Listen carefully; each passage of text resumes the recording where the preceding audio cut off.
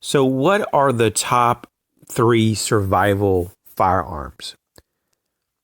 And I want these firearms to be really practical if I'm on foot. I don't want, bulky firearms or heavy firearms. I don't want, firearms that require ammunition that weigh just an outrageous amount, so that I'm not able to carry more than maybe a handful of rounds. I don't want that. I want something that is going to be really practical.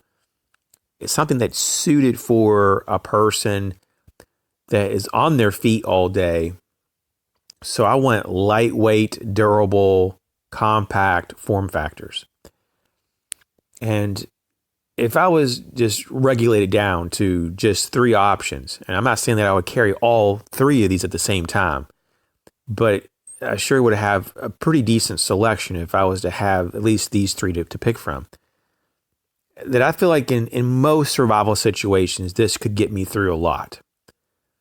And I'm just going to go from number 3 to my very top pick of what I would want to have if I could have nothing but one option. And so number 3 is a Marlin 70 PSS Papoose. I've spoken about this before, but it's been a while since we talked about this whole topic of survival firearms.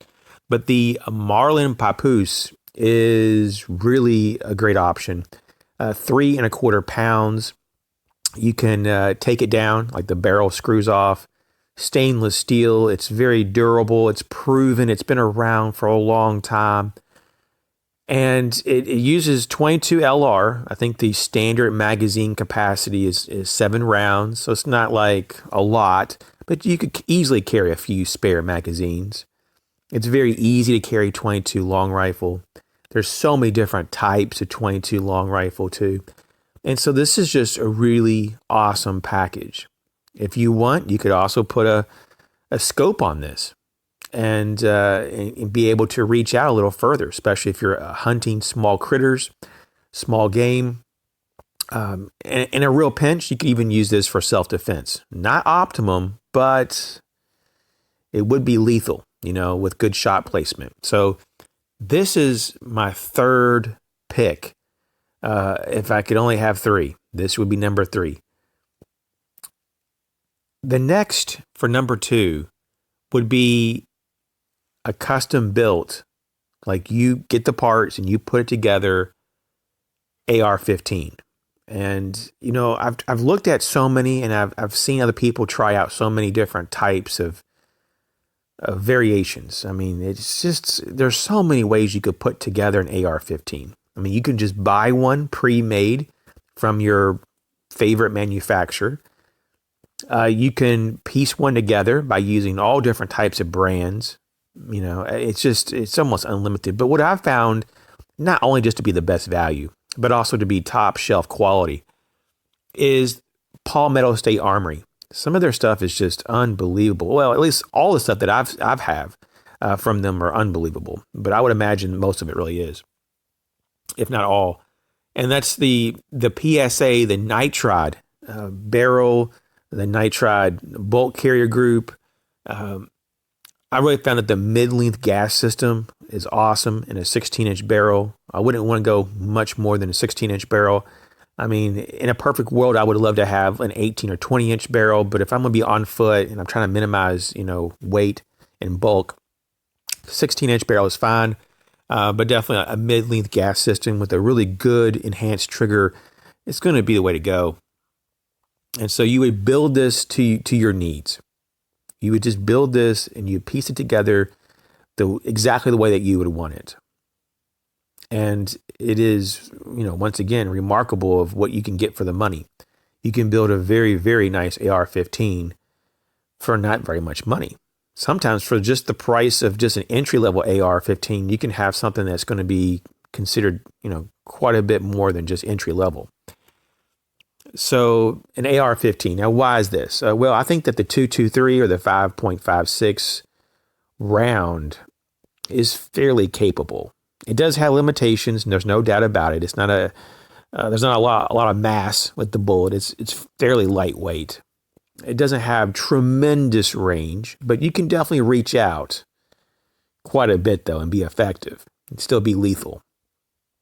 it tends to be fairly accurate, and the ones that I have at least are very durable, and you can put a lot of rounds through it before it starts having any kind of problems at all. I mean, in fact, I've never really had any problems just from the gun being dirty. Maybe I just haven't shot it enough, but thousands of rounds, and it's still functional. So, in between cleaning. So it seems to be pretty good. It's not like it's real finicky or nothing.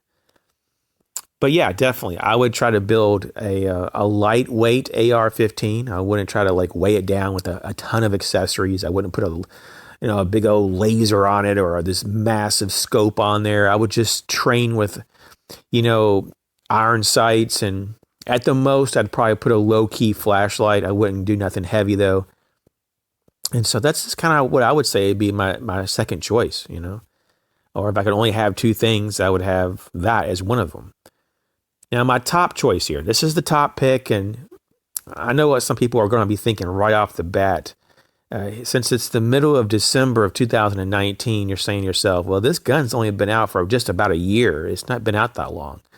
Yes, but it is so close, and pretty much the build of this gun to the Glock 43, it's basically a tried and true gun. And in the past year, though, there's been plenty of time for people to put thousands upon thousands of rounds and to carry it. And it's good to go. It's good to go. The Glock 43X and the 48 are good to go. But my pick would be the Glock 43X with Ameriglow bold sights. And I would definitely like to have at least a couple of the Shield Arms S15 magazines. And so that allows you to have 50% more capacity. So instead of having just 10 round magazines like the factory offers, you get 15 round magazines. Isn't that amazing? 15 rounds in a flush fitting magazine for the Glock 43X. How awesome is that? Now, just for me though, the runner-up would be a Glock 19, a 5th gen Glock 19. But I really feel like that you get so much in the package of the Glock 43X. It's more concealable. It's lighter weight. It's just easier to carry around. And in a survival situation, you really want to pay attention to your ounces. You want to pay attention to all this. And so the difference, you may say, well, it's only a handful or so ounces lighter than the Glock 19. But that's like a handful of ounces, though. That adds up. That's important to be aware of. So I love the Glock 19, but the 43X, and I've handled it just a few times. I mean, I don't own one. I would love to own one. But I've handled it just enough to now know it is amazing. And I know people who actually do own it, and it's just completely reliable, completely a dream to carry for concealed carry. And I think in a real survival situation, you'd want to have something that is concealable, something that's easy to carry around, that's hyper reliable, that isn't ammo picky. And 9mm is a decent round. You can hunt with that if you had to. You can take deer with that with good shot placement. I mean, it's not like that big of a problem. It's obviously great for self-defense. So I really don't see any kind of major limitations with 9mm or the platform. You get a full grip with the 43X. And I definitely believe in getting, some good sights for it, though. You definitely want some good sights. Now, those are my three. And I also want to just comment, because it's not out yet, but there's going to be a lot of people who probably want to say, well, you didn't bring it up, so why didn't you bring it up? So I want to comment on one gun that's coming out in January. At least that's what they're saying so far. At least the first quarter of 2020, but supposedly, toward the end of January of 2020, the Glock 44. And this 22 long rifle Glock 44, which they've already, shown, they've already released it, or they are, at least, to the public in terms of the announcement part of it. But in terms of actually getting one in hand, that's supposed to happen in about a month from the time of this video. So in about a month, roughly, in a couple of days from this video, time of making of this video, you can possibly get one. I think there's going to be a run on them for at least the first few months, maybe like the first 3 to 6 months. It might be a little difficult to get one, but I have seen a number of companies do pre-orders and all that right now. So the Glock 44. So what about this gun? I do find it pretty interesting. It's so lightweight. It is the size of a Glock 19, but it's just so lightweight. It's just not really a problem, I guess. It's not a real big gun. I mean, it's not a problem to carry a Glock 19.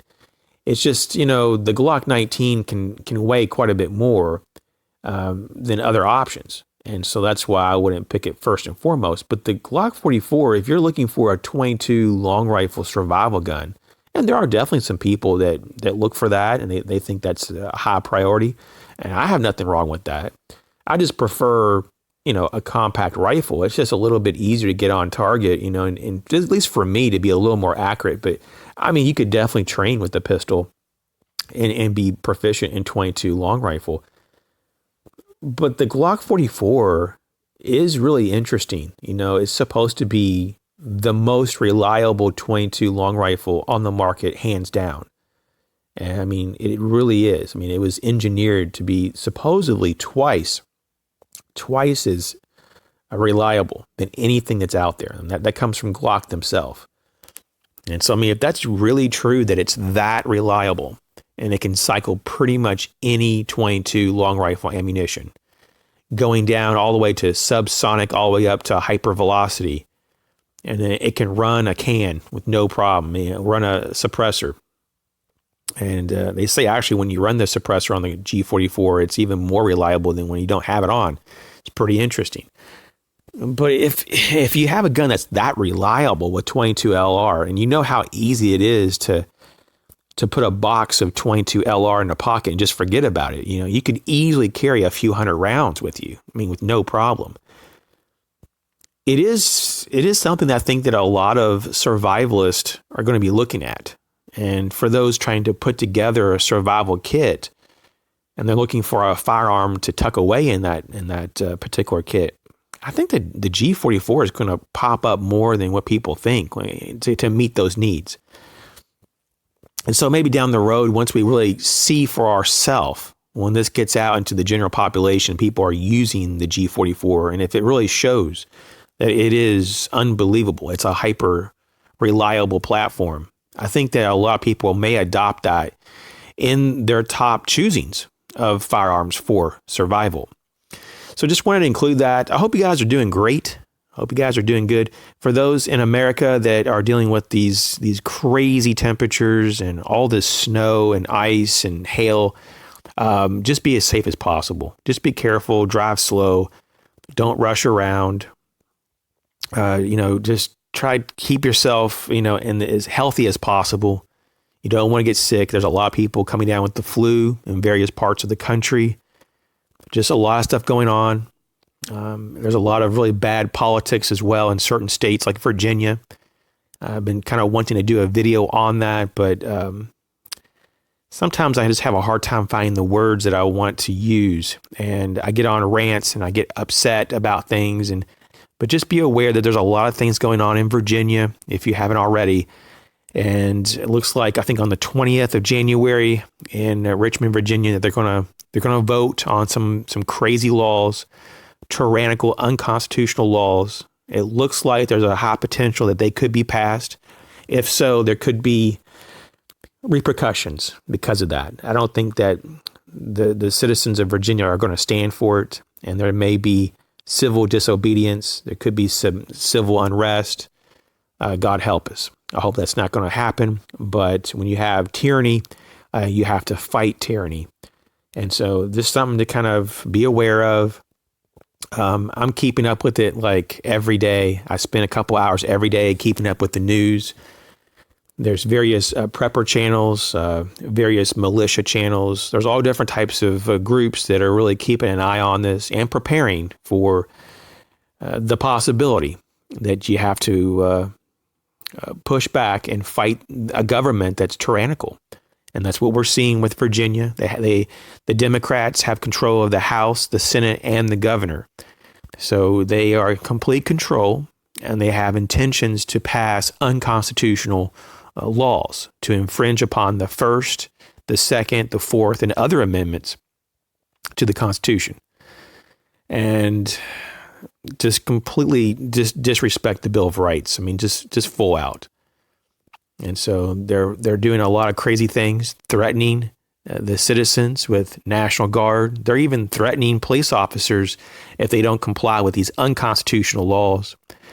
So we have some really bad politics in Virginia, and it's also in other states as well. So I'm not trying to minimize this just to Virginia, but just things to look out, and to be kind of aware of.